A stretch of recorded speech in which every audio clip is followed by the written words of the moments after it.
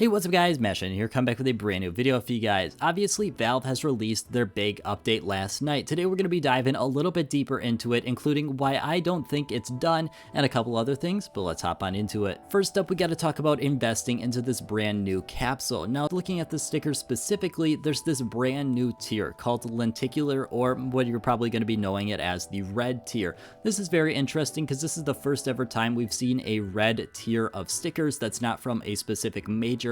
Not something that's super out of the ordinary moving forward, in my opinion. Definitely going to see lots more of these if I had to predict, but it's just definitely interesting to see at this point. Now, talking about specifically investing in, first up, I don't think investing into any of these stickers is going to be to your benefit, and especially considering this capsule is most likely going to remain in the game for a significant amount of time.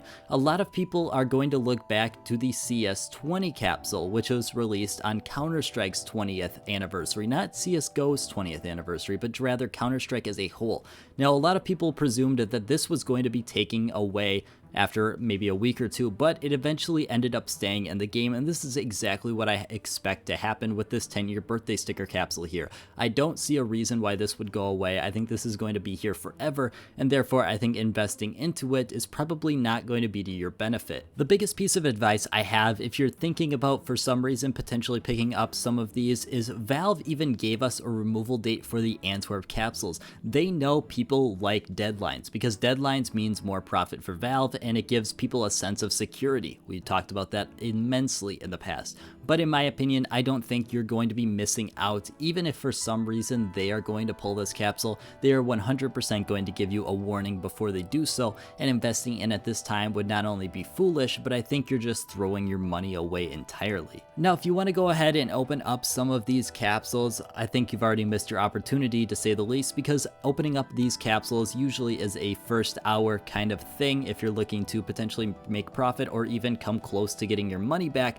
but there's definitely some past examples we can look at to get a potential ROI. Now, this capsule's got a ton of stickers. It's got over 60 of them, to be exact, 65 I believe specifically, which is absolutely crazy and something we've never seen in one sticker capsule before that's been released by Valve that's not from Major. And this brings up a ton of problems. First up, you have tons of stickers that are worthless. I mean, almost the entirety of the blue stickers, except a couple of them like the Baby Howl, are going to be worth 5 cents maximum moving forward, and that's not even before Steam tax. This is one of the most important things, because 80% of the time you open up a capsule, you're going to get a blue sticker, and when those blue stickers are worth almost nothing, your ROI is going to be so disastrously bad. I mean, we look at something like the CS20 sticker capsule. You can see here that the ROI is 40 to 50% on average, which is extremely low. And this is due to a couple different factors, but very similar factors I'm seeing here in the 10-year birthday sticker capsule. One, you've got expensive top tier stickers. People are always looking for expensive top tier stickers. And two, you've got blue stickers that are relatively worthless in comparison. If you want to look at the entirety of ROIs, the CS20 capsule ranks the second worst out of sticker capsules in the entire game of CSGO that are sold by Valve, which is the most disastrously bad statistic I can come up with on why you should not be opening first the CS20 sticker capsule, but this specific sticker capsule here, I would be willing to bet ends up with an even lower ROI, just because so many people are not even interested in the amount of blue stickers here. And other than the Baby Howl, like we mentioned, I expect most of these to lay down to 5 cents maximum. Now, I want to talk a little bit more about this specific coin. Now, first up, I think it's a little bit odd that they're releasing a coin at this time for the 10-year anniversary.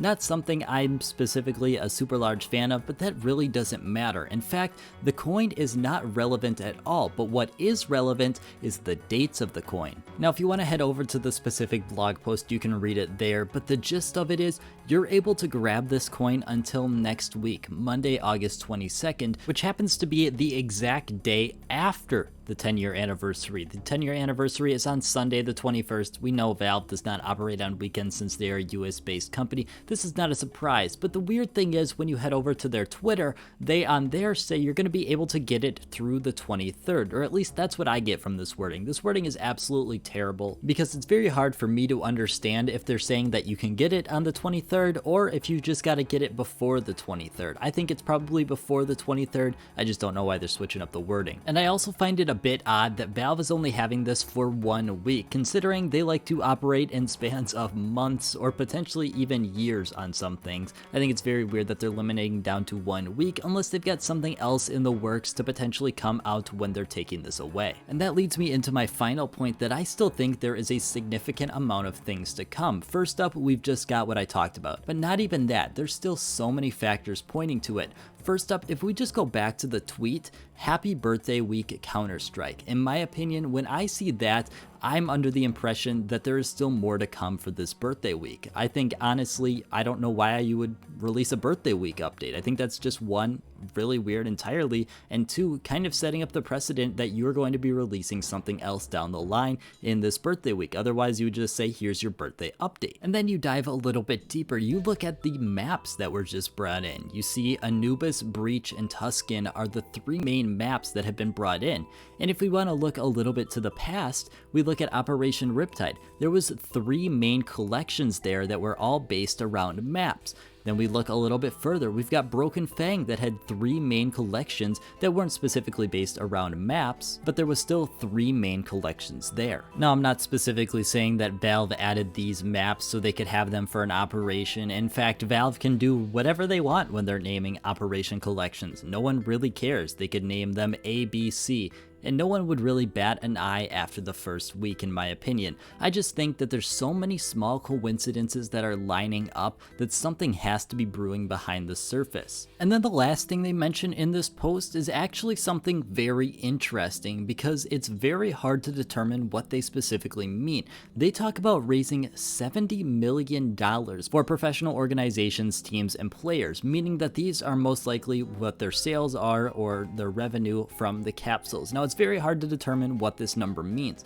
First off, this could be 70 million going directly to them, which means a total of 140 million. This would be potentially for RMR, Stockholm, and Antwerp, or maybe Stockholm and Antwerp, or maybe it's just the entirety of CSGO. It's very hard to know what they specifically mean because they don't give you enough information. Therefore, you have to kind of predict what this statistic is really representing. In my opinion, it's most likely the entirety of RMR, Stockholm, and Antwerp if I had to make a prediction, but it could be the entire thing overall. It could be half of the entire thing overall. I don't like this statistic at all, but it does offer a pretty decent amount of interesting insight into how much Valve has really pulled in because of all of these capsules. Now, before I let you guys go, I want to have a quick question. If you want to see more content like this in the future where we talk a little bit more speculatively, or if you just want to see videos that are mainly focused on the facts. But as always, guys, I want to thank you guys so much for watching, and I hope you have a great rest of your day.